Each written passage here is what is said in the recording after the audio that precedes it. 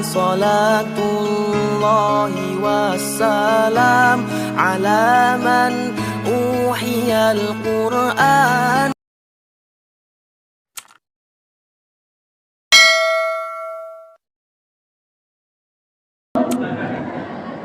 Bapak Ibu saudara hadirin yang saya hormati,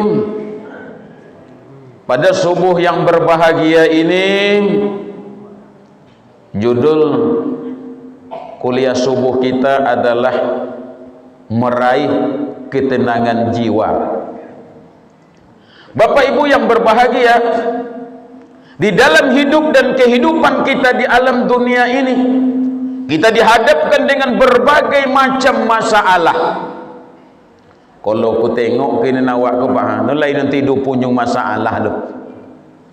Apole ku kalau ku colu ibu ku no lain no nelok mukunya tu. Ya dah, no lain corah ambil tu. Lagang lain masalah. Entah apa masalah tu. Kadang-kadang lain masalah anak. Kadang-kadang lain masalah ekonomi. Kadang-kadang lain masalah nak berlaki. Kau masalahnya kau. Apalagi akhir tahun kau. Nah, Bapak Ibu yang berbahagia, setiap kita punya masalah. Cuma masalahnya ada yang kecil, ada yang besar. Nah, dalam menghadapi masalah ini, ada orang yang sabar, ada yang tidak, ada yang resah, ada yang gelisah. Sehingga Bapak Ibu dalam menghadapi masalah ini, sehingga kadang-kadang bisa menyebabkan stres. Akhirnya timbul stroke. Di atas stres tadi, stroke buahnya. Banyak pikiran melayang entah ke mana-mana. Kadang-kadang godang pasak daripada tiang. Gaji 2 juta tapi pengeluaran 4 juta sebulan poniang. Sehingga kadang-kadang Bapak Ibu kalau bersuat dengan orang, apa ngah? Poniang. Nelayan nyoba elok, dia nyoba poniang sadonya. Busu poniang, no pernah elok dah. Pokoknya bila busu menyobekkan kesusahan inyo sambiang sadonya. Tapi alhamdulillah kalau awak dirokan go, insya-Allah mudah-mudahan terhindar dari penyakit resah dan gelisah ini. Amin. Bapak Ibu yang berbahagia, lalu ada orang Bapak Ibu sekalian untuk mencari ketenangan itu dibawa hiburan. Dibawalah ke kafe, minum-minum, mabuk-mabuk. Mungkin menurut inyo itulah ubek ketenangan.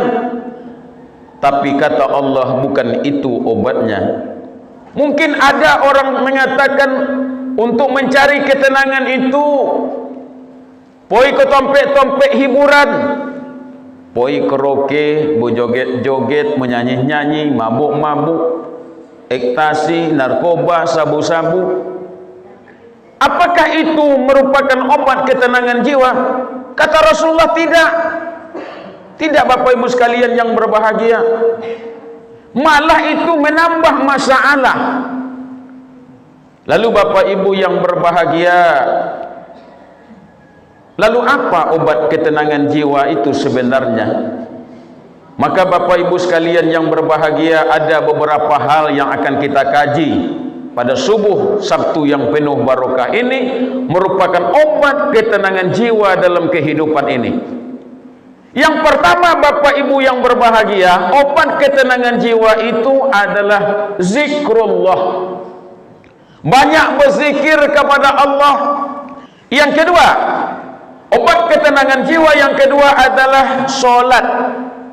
Jadi solat inilah Bapak Ibu sebagai obat ketenangan jiwa.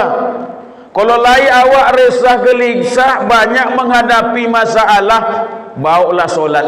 Insya Allah solat ini menyelesaikan masalah di atas segala macam masalah. Apapun masalah yang kita hadapi, melaporlah kita kepada Allah. Solat ini artinya solat yusillu. Solat itu hubungan. Hubungan manusia dengan Allah adalah solat. Ini disebutkan oleh Allah Bapak Ibu dalam surat Al-Ma'arij ayat 19 sampai dengan ayat 22. Bismillahirrahmanirrahim. Innal insana khuliqa halu'a, sesungguhnya kami jadikan manusia itu dalam keadaan berkeluh kesah, resah dan gelisah. Apa tanunya manusia itu resah gelisah? Cuba kita tengok Bapak Ibu kalau ini percaya, tengoklah setiap anak yang lahir, pas lahir ke dunia kok menangisnya Pak. Menangis, jarang anaknya itu menangis, pas lahir itu tetap menangis Pak. Ini menunjukkan lahir ke dunia ini akan timbul rasa resah dan gelisah. Iza massahul khairu manu'a, apabila kami berikan mereka nikmat, mereka juga berkeluh kesah. Diagih nikmat berkeluh kesah jo, lah kayu berkeluh kesah jo. Enak? Tak selesai Bapak Ibu. Apalagi kata Allah, iza massahu syarru jazu'ah, apabila kami uji mereka dengan suatu keburukan, kami uji mereka dengan kemiskinan, maka mereka juga bertambah berkeluh kesah. Jadi Bapak Ibu, kaya ujian, miskin ujian. Jadi kaya dan miskin ujian Allah.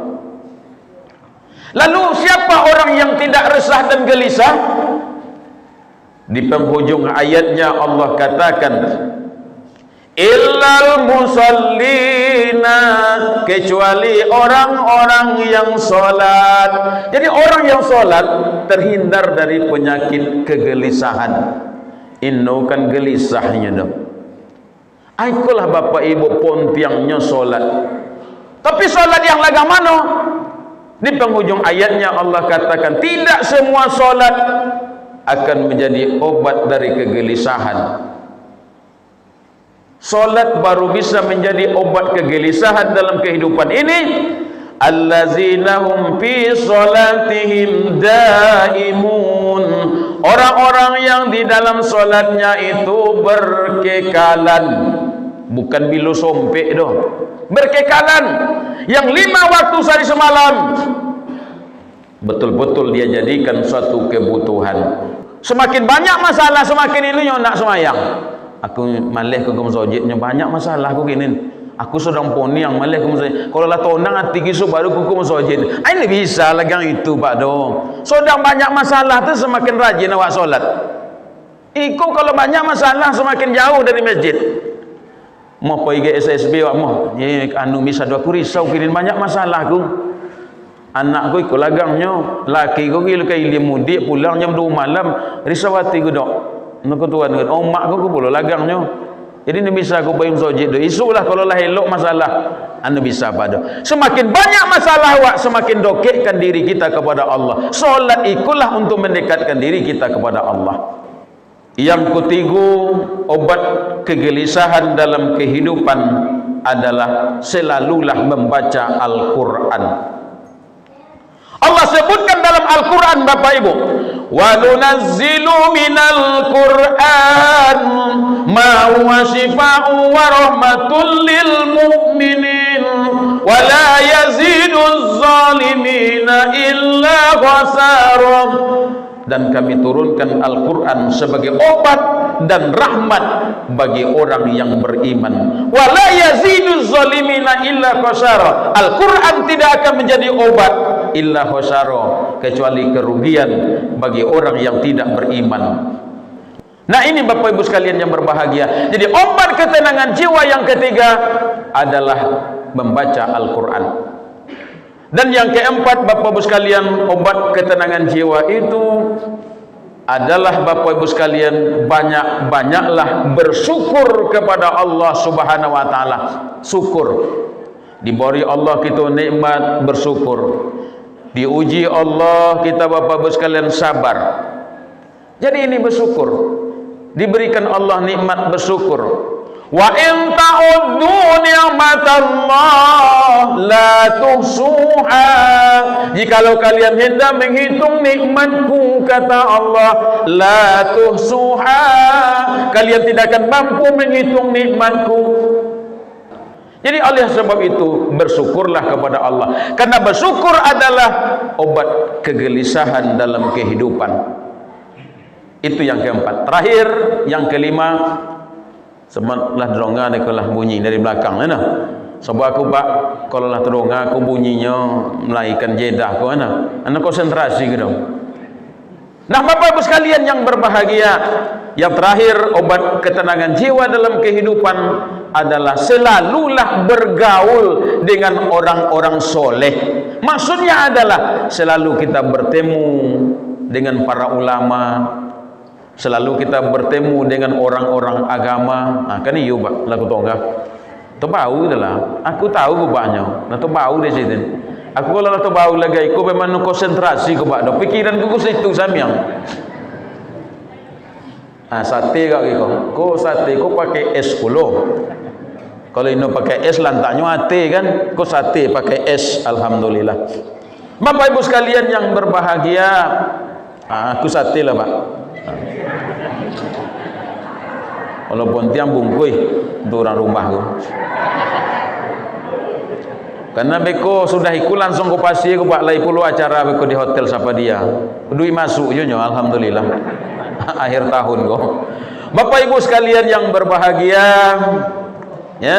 Jadi obat ketenangan jiwa yang terakhir adalah selalulah bergaul dengan orang soleh. Artinya selalulah wak lagai ko pak musuh dengan imam masjid dan para ulama. Jadi kalau bisa sekali seminggu ko poilah wak pak.